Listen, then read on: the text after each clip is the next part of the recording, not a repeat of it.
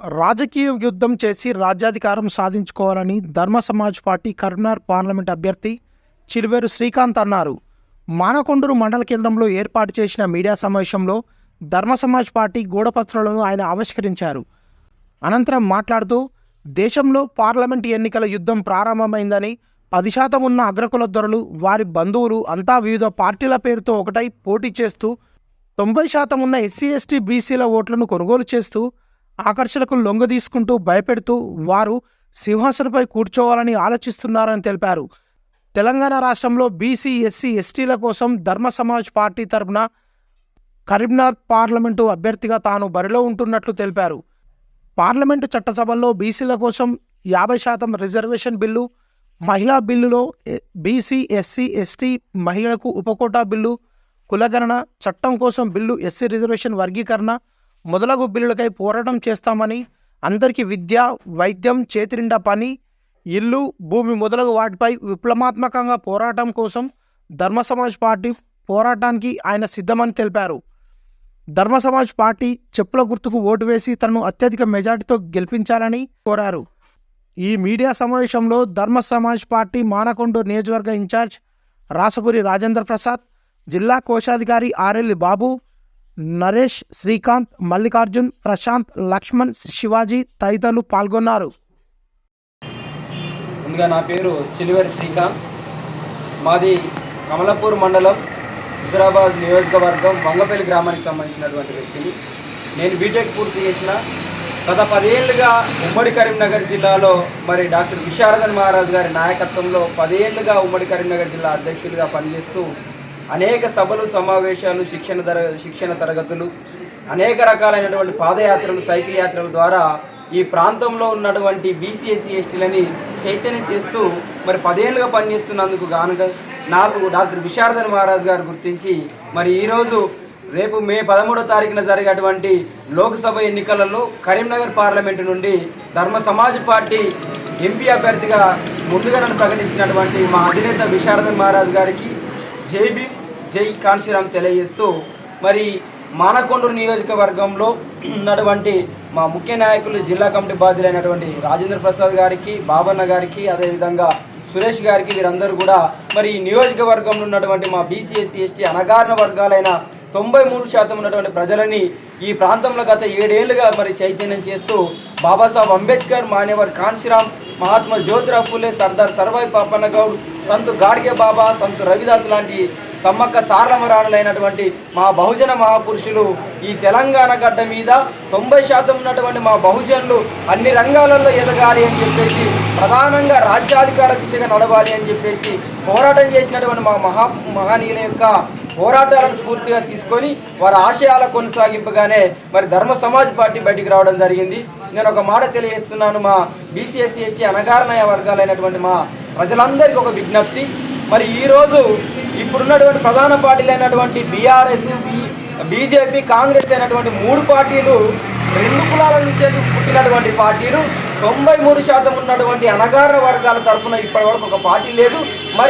పేద బడుగు బలహీన వర్గాలైనటువంటి మా ప్రజల కోసం, మా ప్రజలందరినీ విముక్తులను చేయడం కోసం పుట్టినటువంటి పార్టీ ఏకైక పార్టీ ధర్మ సమాజ్ పార్టీ. కాబట్టి ధర్మ సమాజ్ పార్టీని మా ప్రజలు అర్థం చేసుకుంటున్నారు. ఇప్పుడే గత 10 ఏళ్లుగా విశారద్ మహారాజ్ గారు 10,000 కిలోమీటర్ పాదయాత్ర ఒకసారి, 5,000 కిలోమీటర్ పాదయాత్ర మరొకసారి, అదేవిధంగా 2,500 కిలోమీటర్ల సైకిల్ యాత్ర, ఈ విధంగా ఈ తెలంగాణ రాష్ట్రం మొత్తం కూడా మహనీయుల యొక్క ఆశయాలని ఎవరి మార్గంలో నడవాలి, ఎవరి బాటలో నడవాలి, మన శత్రువు ఎవడు, మన మిత్రుడు ఎవడు అనేటువంటి అనేక విషయాలు నేర్పించుకుంటూ సాంస్కృతికంగా ఒక అమ్ముడుపోని సైన్యాన్ని వేలాది లక్షలాది మంది యువకులను తయారు చేయడం వల్ల ఈరోజు ఆ సైన్యమే మహావనీయుల యొక్క ఆశయాల కొనసాగింపుగా ధర్మ సమాజ్ పుట్టుకొచ్చి ఈరోజు ఈ 13 ఏళ్ల కాలంలో మేము చేస్తున్నటువంటి కృషి దాన్ని గుర్తిస్తున్నారు మా ప్రజలు. ఇప్పుడిప్పుడే ఎట్లనైనా చేసి మన ఓటు మనం వేసుకోవాలి, మన ఓటుని మన ప్రజలకి, మన వాడికి వేసుకోవాలి, మన అభ్యర్థికి తప్ప ఈ 3% లేనటువంటి కులాలకి వేసి మనం మోసపోవద్దు అన్నటువంటి ఆలోచనకి మా ప్రజలు రావడం, అదంతా కూడా ఒక నిశ్శబ్ద విప్లవంగా రేపు రాబోయేటువంటి పార్లమెంట్ ఎన్నికల్లో మారబోతుందని చెప్పడానికి, రేపు రాబోయేటువంటి ఎన్నికల ఫలితమే దీనికి నిదర్శనం అనేది మరొకసారి తెలియజేస్తా ఉన్నా. మనం ఒకసారి ఆలోచిస్తే ఇప్పుడు నిలబడేటువంటి అభ్యర్థులు బీజేపీ నుంచి వెళ్ళి బండి సంజయ్ గారు కావచ్చు, బీఆర్ఎస్ నుంచి వెళ్ళి నిలబడే బోయినపల్లి వినోద్ కుమార్ కావచ్చు, అదేవిధంగా కాంగ్రెస్ నుంచి నిలబడేటువంటి వెలిచేల రాజేంద్రరావు గారు కావచ్చు. మరి దీంట్లో వెలమలు నిలబడ్డారు, అదేవిధంగా మున్నూరు సామాజిక వర్గం నుంచి వెళ్ళి ఒక మనిషి నిలబడ్డాడు.